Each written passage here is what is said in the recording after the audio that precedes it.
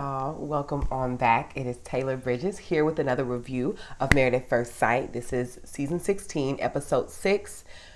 The episode is titled You Dropped a Bomb on Me.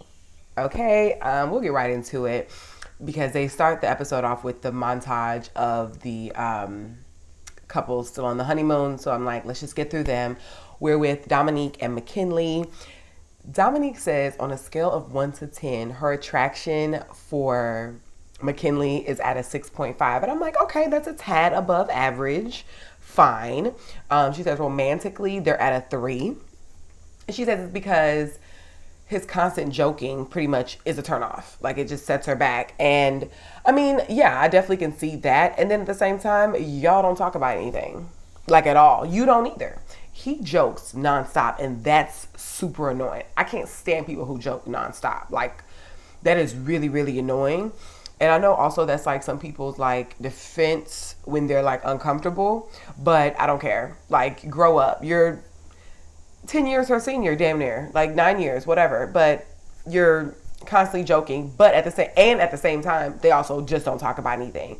All Dominique does is criticize him for not wanting to do all the activities that she wants to do, but she doesn't really offer much to the conversation. She doesn't ask these like questions that dive into, getting to know him better. So, but yeah, she notices that he's much more apprehensive compared to her spontaneity and adventurous side. And I'm like, okay, these are things that I'm not even going to get riled up over what the experts are thinking when they choose these matches, because this is definitely something that would have come up in the matchmaking process, right? Like so you have someone like they're completely opposite. They don't have like even common. They don't even have like a common interest so far, it seems like. And I won't say that Dominique is necessarily nitpicking, because I do think her concerns are valid, honestly. But I think she more so doesn't like him than she does like him. So it's going to take much more of an effort for her to find like him attractive. Because if this was a dude that she was like super, super, super like physically and sexually attracted to, she wouldn't care. Like, him joking nonsense, she would be eating it right up, probably. I just think since she's more so not attracted to him, every kind of move he makes, like the minute he makes a mistake, it's going to be like amplified, because she already don't like his behind. So yeah, Gina and Clint. Gina looks really good in her swimsuit. I was like, hey, Gina, she looks really good in her swimsuit. Gina says that their only hiccup so far is their initial attraction and chemistry. And at this point, I'm like, y'all haven't really talked much about anything either. Like, so of course the attraction, the chemistry isn't growing. Y'all aren't talking about anything. Especially with Gina being obsessed with being a workaholic. The minute she has the mic, she will find a way. You could ask her what color the sky is, and she will relate it back to her being a workaholic and this salon, this salon, this salon.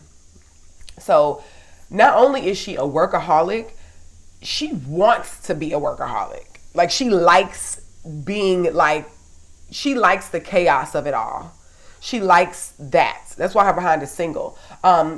Clint says that he's most excited to, take her out on his boats when they return to Nashville. And she's just acting like there's just no fun, or dates or anything until her business is just thriving and just is perfect. And look, I understand that this is the life of a business owner and an entrepreneur. Fine. But why did you come on the show now, at this time, knowing you don't have time for a boat date, let alone a marriage? Whew. So I'm like, is she just saying this because she's like not attracted to Clint? Like, is she going on and on about the work thing? Like, I don't know if it's the editing. Part of me feels like it's both, though. Like, yeah, it could be the editing, but also like she's talking about her job nonstop. So I'm like, is she trying to push him away? Is she doing this because she's attitudinal, she doesn't really like him, so she doesn't really care about seeming interesting? Or is she really this nutsy? And this is like, first of all, that's why she's single. And Gina, I was really rooting for you in the beginning. I thought you were the most eligible bachelorette. I have cake on my face, rooting for you. You make Clint look innocent. And this is the ish I'm talking about when I say that the experts are insane and they don't take this seriously. Again, us as the audience, the non-experts can see an ocean away that these two are incompatible AF. So, she talks about herself nonstop, then wonders why there's no chemistry. You don't ask him about himself. You're self-centered. And I actually have a feeling that Clint is self-centered too, but he just hasn't showcased it to the magnitude that Gina has, like, thus far. Gina needs a reality check super quick. People can say, they don't do certain things, for the opposite sex. You don't want to change. You don't want to wear your hair for the opposite sex. You don't wear clothes for the opposite sex. But if you're attracted to a particular group of people and you want these people to date you and consider you for a long-term relationship, you have to evaluate what these people want in a partner. It's not come as you are, accept me as is. No, we all have options. So if you are the type that wants a very specific type of guy in a specific profession or whatever, it would behoove you to know what they like in women, because we want to be chosen for companionship. It just is what it is. I don't think there's anything wrong with it. I don't think it's just so bad. It just is what it is. So I don't know if clearly Gina isn't conscientious of what her options are and what they want in a partner, because Gina is not in the top tier dating pool. She's just not in the top tier. She's just not. To be this self-absorbed, bringing up your exes, comparing your husband's looks to your exes, being all about yourself at your big grown age. She's like the oldest woman on the show. Like, I don't know if she needs a reality check. Like, you are not, like, you need to be aware of, like, kind of where you stand in this whole dating market. Because I mentioned in my last video, I think Clint and Gina physically are on the same level. And if anybody rises above, it's Clint, to me. In my opinion. So I'm like, Gina, knock it off. Knock it off. And if this is how you carry yourself in normal dating relationships, you're going to die alone. Clint is in the opposite boat as Gina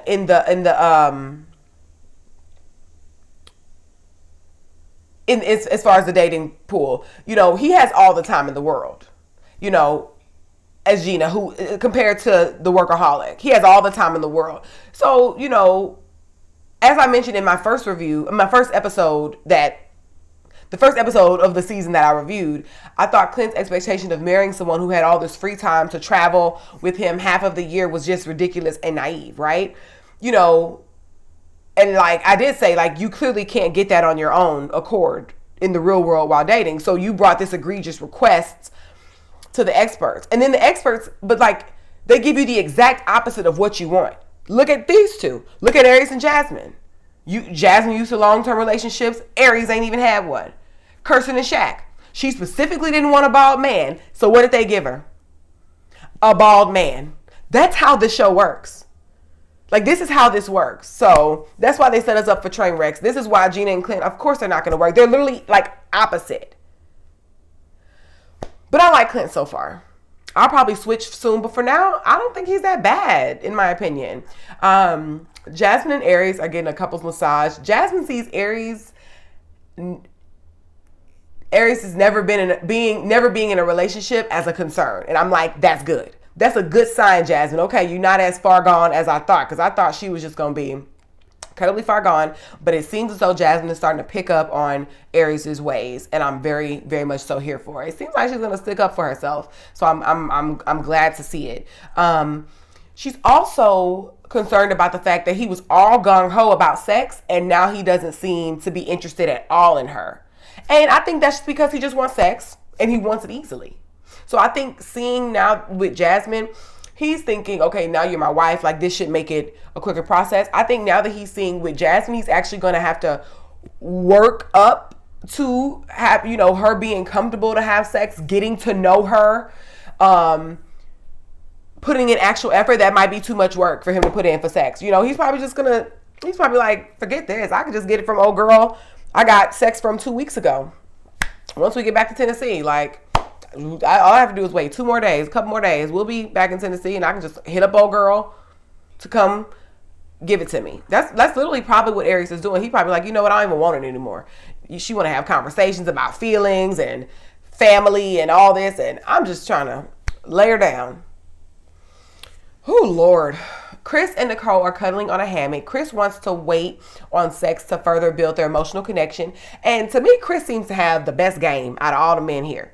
I think he's going to get sex first, just because of the way he's choosing to go about intimacy with his wife. You know, he says in one of his previous relationships, he felt super unwanted. And, you know, they only had sex 3 times in a 1.5-year span. Wow. But I did say last video, Chris has come a long way. You can tell, like, he's gone to either, I don't know if it's been therapy or what, but Chris has definitely learned from his past dating mistakes and interpreting, you know, what it's like to be wanted and liked by a woman, because he's definitely is going to make somebody happy. So now that he's starting to be able to pick up cues, you know, as to when somebody is feeling him back, that this is going to fare really well for him. I actually like that they're conversing about sex, their wants and their needs in a mature way, as opposed to, what's your favorite sex position, stranger, on national TV? You know, it's not awkward. It's an actual conversation, a healthy conversation, a respectful conversation, nothing shameful or embarrassing about, you know, what they're discussing and the manner in which they're discussing sex. That's what I like about how they are going about discussing sex. All the couples are together right now. Dom says Dom asks if anyone has had their first disagreement, and she says she's trying to get an understanding of McKinley's personality and tone when he's saying these jokes that seem more like he's speaking the truth, like passively aggressively. You know, that's super annoying. Like, when, like, grow up. Period. I'm not even about to dissect it. Grow up. McKinley is childish, but I've already said that with this whole living with your best friend's parents for 4 years. That's you're 30 something years old. Coming on a show for marriage, and clearly where's your stability? Do you know how to, like, maintain your own household by yourself? And you want to jump into marriage, but you living with your best friend's parents. You left, was it Michigan? Pardon me. You left Michigan where he was living with his parents. And then now you're moving with your best friend's parents. You've been there for 4 years. Like, of course he's childish. Ugh. But Dominique is too, in my opinion. So I do see they're, like, mentally compatible, because he's like 9 years older, but has, like a 25-year-old brain. Yep. I spoke too soon, like in Clint, because he asks Aries if he's blown Jasmine's back out yet. And I'm like, who the F are you speaking about a woman that way? That is this man's wife. That is so rude. Aries should have checked that, but he wouldn't do that because he doesn't know the first thing about a serious committed relationship, let alone a marriage. Like, but then they show a flashback of Aries saying that about his own wife. So what do we expect? Never mind, Clint. What do we expect? Ew, blow back out. Like, don't speak, like,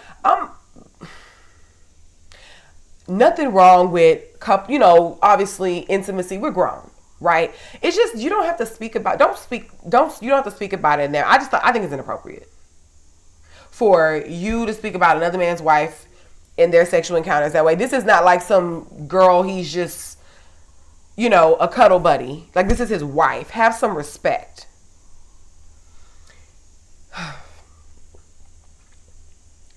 Then Aries lies and says that him being a sexual person in all of his past relationships is why they haven't worked out. So he's trying to take a different approach. Lies. You're doing the same thing you always do, actually. And not only isn't the sex coming as easily the way you're used to it, but now you're having to work harder for sex from someone you're less attracted to. You're having to work harder for sex for someone you're less attracted to.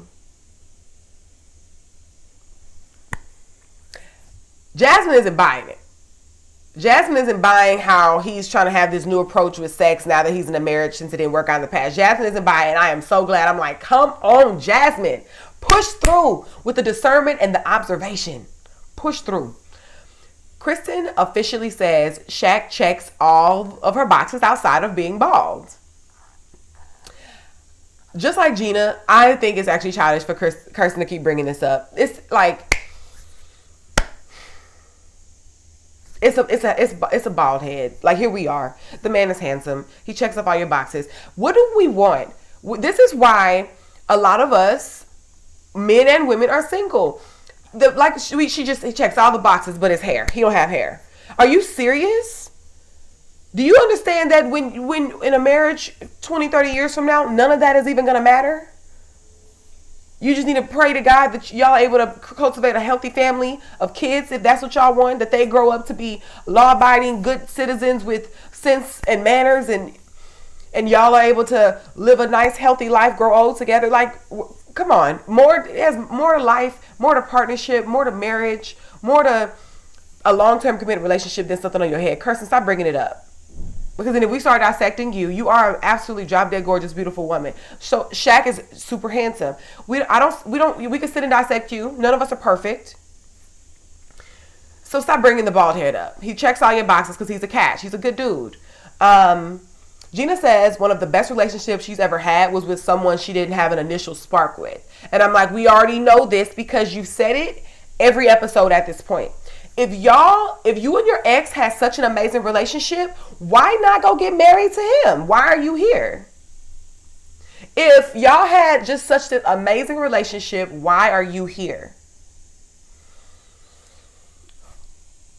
When, Gina and Clint are speaking on wanting to grow their physical chemistry, Clint says that the girls he typically dates are athletic and slender. And I'm glad he's finally voicing his preferences for the masses. Gina has done it, and he reminds her of that. The girls think that, first of all, the audacity for Gina to feel anything about what he said at all. But the girls think Clinton's being rude. But of course, they don't have backstory. But I wouldn't be surprised if they did have backstory, if they did know what Gina was doing and still sided with her. Dominique doesn't like McKinley.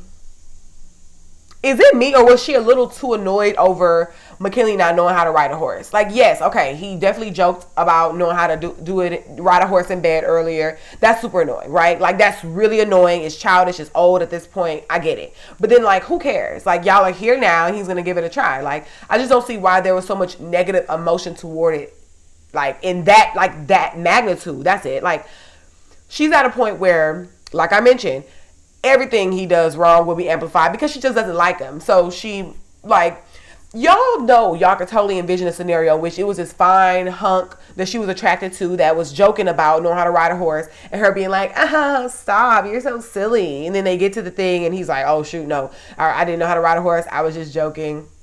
And she being like, oh my God, you're so funny. It's okay. We're here now. Let's try it. Like, I don't know Dominique, but in my mind, I definitely see a scenario in which if she likes the dude more, she'd be a lot more patient than what she's being with McKinley. But he does make it hard because he just jokes nonstop, and that is like super annoying. Like, grow up, please.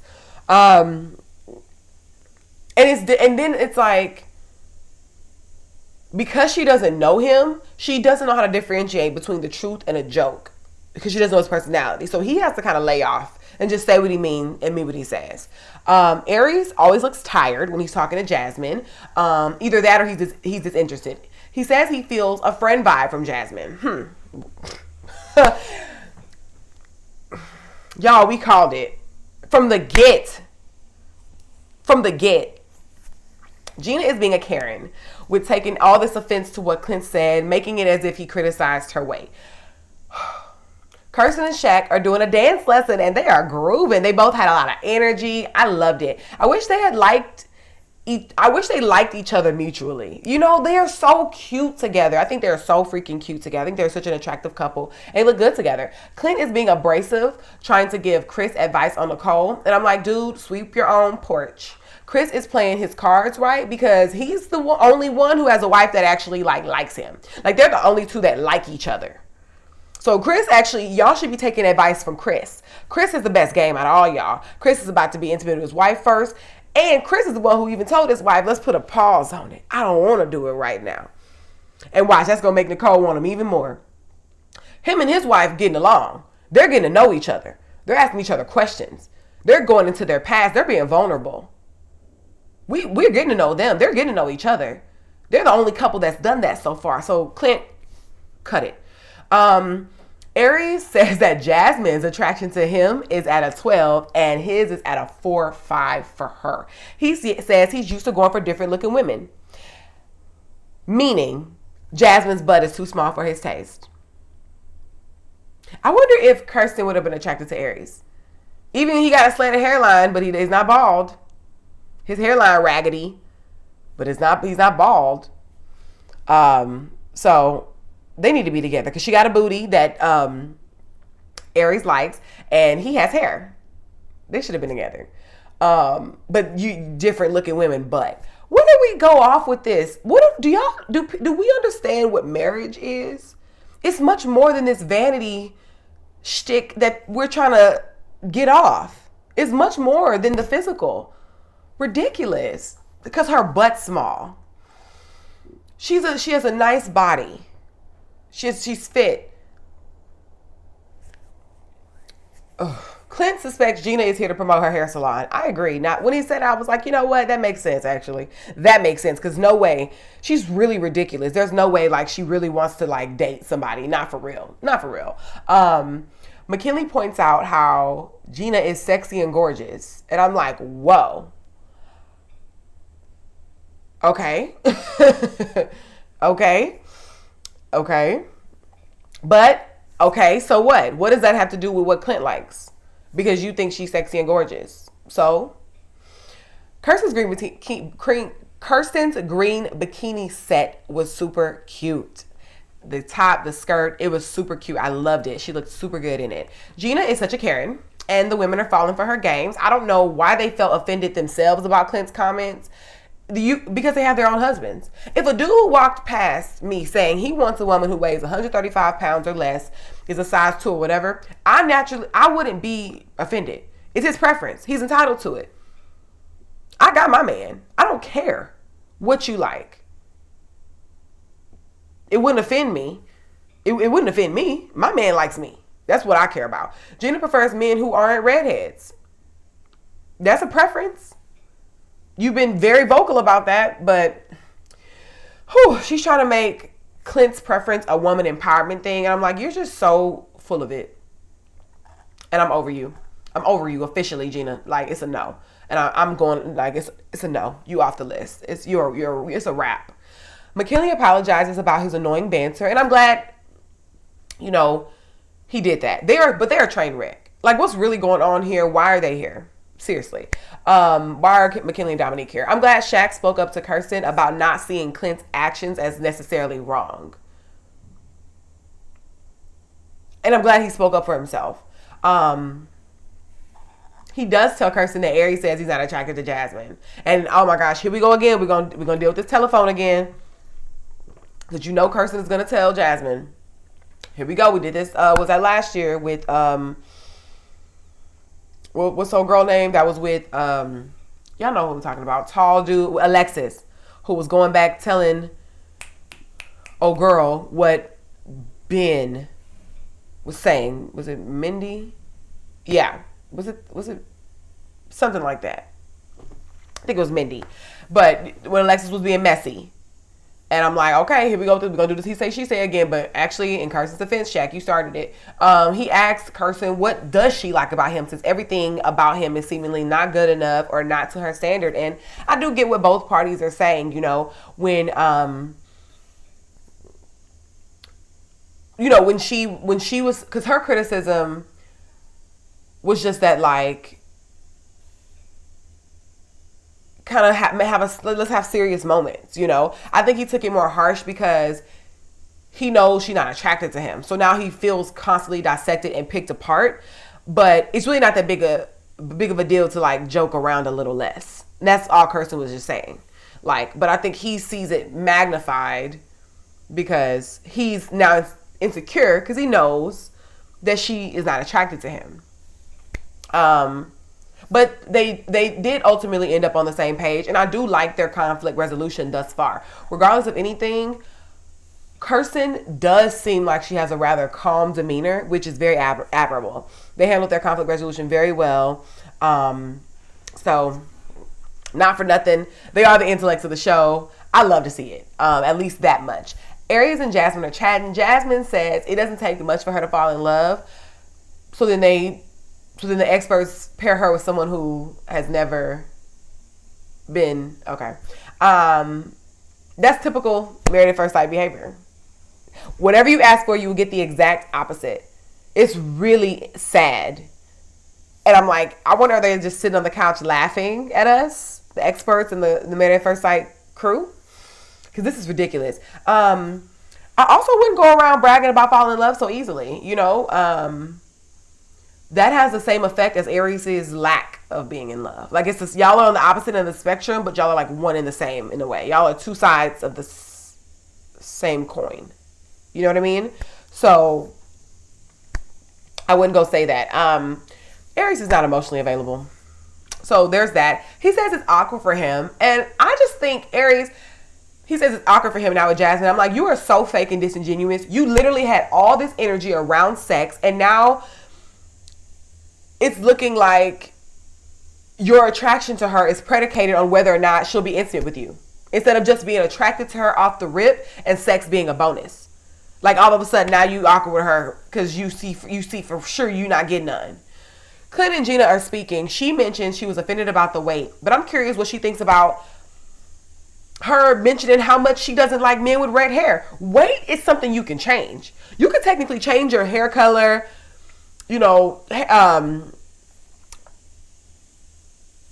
like, you can technically change your hair color, but like the type, the texture, the natural color, the hair genes, they're just what they are. Similar like to height. So you're complaining about something he can't control. You can control like weight, if that were a criticism, which I haven't heard him criticize her weight. But she just keeps pointing something out that this man can't control. She's whack for that. She's showing no understanding. She's playing stupid. And that's such an insulting move to make. She's gaslighting him. She knows exactly what the issue is here. And she's either just doesn't want to be wrong, or she just doesn't like him. So she's picking a fight. Either way, there's no logic behind the way she's handling Clint when they're discussing the comment he made about liking somebody slender and athletic. And I'm like super disappointed. The fact that she's making Clint look like a victim is insane. She says she needs someone to read a room when she can't even read a room herself. You mentioned your exes and your non-attracting to Clint, to this man's family right after your wedding. You're such a hypocrite and a Karen, and I'm floored. I was so floored. Her behavior was ridiculous. And now she wants to spend the rest of the honeymoon apart. Clint and Gina. Clint was reading Gina properly, and I am so glad he stood his ground. I am so glad. So the episode was okay. Really, Gina and Clint, I'd say, brought, and Aries with his being fake towards Jasmine now that she's not putting out. Oh, he's so fake. I cannot stand him. But the episode was cool. It was okay. I'm excited. This season, it hasn't been so bad thus far, I will say. It has been entertaining, thus far.